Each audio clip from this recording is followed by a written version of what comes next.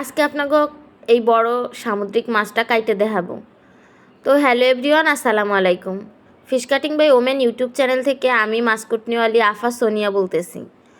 তো এই মাছটা কিন্তু দেখেন আসতে নেই, আমি যে যে ডইলে ডইলে আঙ্গুল দিয়ে দেখাইতেছি এটা হচ্ছে দেখাইতেছিলাম যে এই মাছে কোনো আসতে নেই।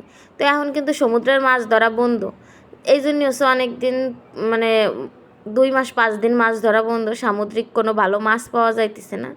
এই মাছটা মনে হয় বরফ দেওয়া ছিল, নরম অনেক, তারপরে যাই হোক কিনে আনছি। তো দেখেন, তো মাছটার আমি আগে 3 ভাগ করে নিলাম। আর এই মাছটা আবার কি জানি একটা মাছ খাইছে, মনে হয় এটা লইট্টে মাছ না কি মাছ জানি খাইছে পেটের মধ্যে। তো এই মাছটার নাম কি আপনারা যদি কেউ জাইনে থাকেন অবশ্যই কমেন্ট করে জানাবেন।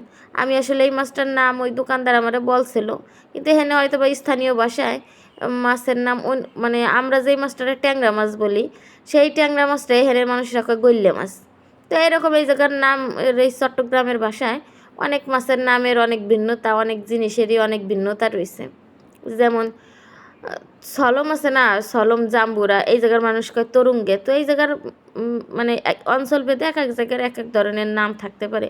তো এই জন্য এই জায়গার এই মাছের নামটাও উনি কেমনে জানি কি কইলো আমি আসলে বুঝতে পারলাম না। তো যাই হোক, আমি নিজেও এই মাছটার নাম জানি না। আর এই মাছটা আমি কিন্তু কোনো সময় কিনিও নাই। ছুরি মাছ কিনে আনছি, এটা কিন্তু ছুরি না। ছুরি মাছ কিন্তু আমি এর আগেও কিনে আনছি, খাইছি। তো এটা কিন্তু ছুরি মাছের থেকে একটু অন্যরকম। তো আবার একটু ডিম হয়েছে, তাই আমি এবার টাইনে আসরাই বাইর করবো লাগছি। তো যাই হোক, মাছটা আমি রান্না করছিলাম। তো মাছটা কিন্তু বেশ স্বাদের, অনেক মজার আছে। একটু কাঁটাটা বেশি, কাঁটা বেশি বলতে পারলাম ফিসফিসে, কোনো ছোটো কাঁটা না, কাঁটাগুলো বড় বড়, খাইতে বেশ মজার। তো যাই হোক, এই মাছগুলোর ভাইজে রান্না করবেন, কারণ এই মাছগুলো সমুদ্রের মাছ বেশিরভাগই নরম থাকে।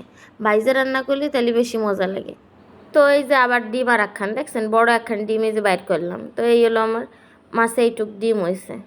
তো ডিম ঠুক রাইখে দিলাম পাশে। আর এইগুলো আমি আমার পছন্দ মতো সাইজ দিয়ে বানাই নিচ্ছি। আর মাছটা একটু বেশি নরম, তো এই জন্য এরকম সুন্দর করে কাইটে নিচ্ছি। আরে ধোয়াও বেশি ঝামেলা না, কারণ যে মাছ কাটতে ছাই লাগে সেই মাছ ধুইতে বেশি ঝামেলা, আর যে মাছ কাটতে ছাই লাগে না সেই মাছ ধোয়া একদম সহজ।